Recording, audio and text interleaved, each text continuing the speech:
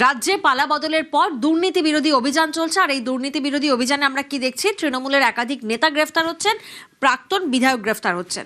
আর এই আবহের মধ্যেই কলকাতায় ঠিকানাহীন তৃণমূল, ঠিকই শুনছেন, কলকাতা থেকে উঠে গেল তৃণমূলের অফিস। খালি করে দেওয়া হচ্ছে তৃণমূলের সদর দফতর, খালি করা হচ্ছে ইএম বাইপাসের ধারে তৃণমূল ভবন। সুদীপ্ত প্রতিনিধি আমাদের সঙ্গে রয়েছেন, সরাসরি সুদীপ্ত থেকে একবার জানবো। সুদীপ্ত, তৃণমূল ভবনের খালি করার প্রসেস কি ইতিমধ্যেই শুরু হয়ে গেছে?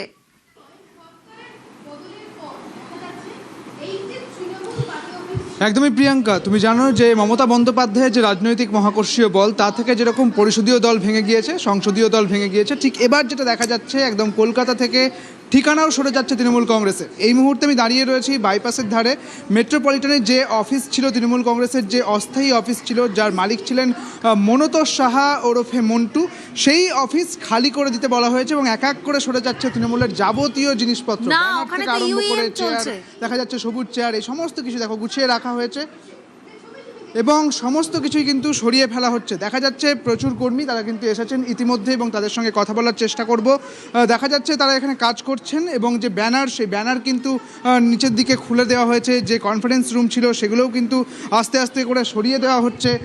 একবার কথা বলার চেষ্টা করব তাদের সঙ্গে, যারা এখানে কাজ করছেন, এবং তারা যেটা বলছিলেন যে একদম সকাল থেকেই মনোতোষ সাহা যেমনটা তাদেরকে ইনস্ট্রাকশন দিয়েছেন সেই অনুযায়ী কাজ হচ্ছে। কী কী কাজ হচ্ছে এখানে? মূলত আমি কাজ করছি রংটা, এখানে রং হবে আউটসাইড, সে রং করতে এসেছি।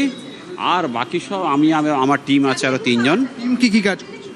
আমার টিমটা মূলত রঙের কাজ করি আমি। মানে কি এই যে তৃণমূল কংগ্রেসের যে কার্যালয় এখানে ছিল সমস্ত কিছুই তার মানে কি তারা সরে যাচ্ছে এক এক করে?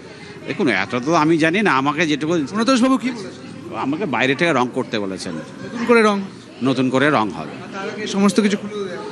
এইটা তার আগে খুলেছেন ওই দাদার, ওই পাশে দাদা আছে, উনি দায়িত্বে আছেন। শুধু রঙের? আমার শুধু রঙের দায়িত্বে আছে। যিনি, আপনার নাম কি? আমার নাম আনোয়ার হোসেন মোল্লা। আনোয়ার হোসেন যেমনটা বলছেন যে তিনি এখানে রঙের কাজ করবেন, অর্থাৎ নতুন করে রঙের কাজ হবে, ঠিক একইভাবে আরও একজন এখানে কাজ করছেন। কি কি কাজ হচ্ছে? আমরা ফার্নিচারের কাজ করি। কি কি বলা হলো আপনাকে? কি বলা হয়েছে? আমাদের এগুলো সব যা ছিল, টেবিল, চেয়ার, পার্টিশন, এগুলো খোলার কথা বলা হয়েছিল। এগুলো সব খুলে নিয়ে যাচ্ছে? ব্যানারগুলোও তো খোলা হবে? হ্যাঁ, খোলা দায়িত্ব দেওয়া হয়েছে সব। আজই কি সব একদম সাফ? হ্যাঁ, যতটা খোলা যায় চেষ্টা করা হচ্ছে। কতদিন ধরে কাজ চলছে? কাল থেকে কাজ হচ্ছে। আর কতদিন টাইম? হ্যাঁ, 1-2 দিন তো লাগবেই কাজ। দেখো, আরও 1-2 দিন টাইম লাগবে, এমনটাই একজন কর্মী তিনি বলছেন। যে যাবতীয় জিনিসপত্র রয়েছে, সামনের দিকে যা ব্যানার রয়েছে এবং যাবতীয় যা তৃণমূল কংগ্রেসের ট্যাগ লাইন বা তৃণমূল কংগ্রেসের যে লোগো এবং সমস্ত কিছু যা জিনিসপত্র, চেয়ার, টেবিল, এই সমস্ত কিন্তু সরিয়ে দেওয়া হচ্ছে। এমনটাই কিন্তু এই যে গোটা যে ভবন, সেই ভবনের যিনি মালিক মনোতোষ সাহা ওরফে মন্টুবাবু, তার কথা মতোই কিন্তু তারা কাজ করতে এসেছেন। আর বেশ, মনোতোষ সাহা ঠিক কি বলছেন শোনাবো আপনাদের। রোগটা ছিল 3 আর 4 দুটো ছেড়ে দিয়েছে। আর আমাদের এই পোর্শনটা কালকে ছেড়ে দিব, মালপত্র নিচে রেখেছে দেবে, ওরা নিয়ে যাবে। এটা শুরু হয়েছে। আর যেটা বলেছে আমাকে 5 দিনের টাইম দিয়েছিল, তারপরে তো 1 মাস হয়ে এলো, প্রায় 1.5 মাস হয়ে 1.5 মাস বাকি আছে। হলে ওরা যে বলেছে 4th আর 3rd-4th। তৃণমূলকে বাড়ি খালি করার নোটিশ দেয় বাড়িওয়ালা। এবার মেট্রোপলিটন অফিস খালি করছে তৃণমূল। শুরু হয়েছে তৃণমূল ভবন খালি করার সেই কাজ। মানুষের অভিশাপের পরিণাম, খোঁচা দিলীপ ঘোষের।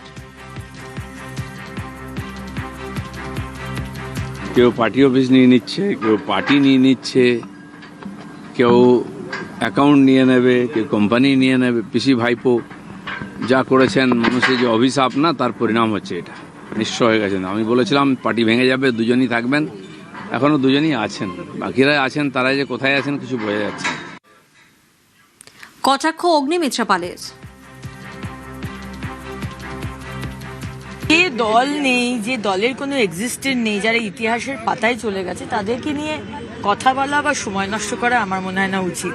আমরা ভেবেছিলাম, আমরা বলেওছিলাম যে আমাদের মাননীয় অধ্যক্ষ মহোদয় বলতেন যে তৃণমূল চলে গেছে, তৃণমূল নেই, তৃণমূল থাকবে না, কিন্তু সেটা এত তাড়াতাড়ি যে হবে 1 মাসের মধ্যেই, আমরা সেটা ভাবতে পারিনি। আমরা সবসময় তো একটা স্ট্রং বিরোধী পক্ষ চেয়েছি, আজও চাইছি।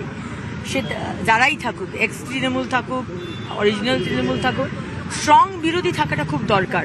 এই আমরা সেটাই চাইবো, যারাই হোক না কেন, A team, B team, C team, সমালোচনাটা স্ট্রং হোক।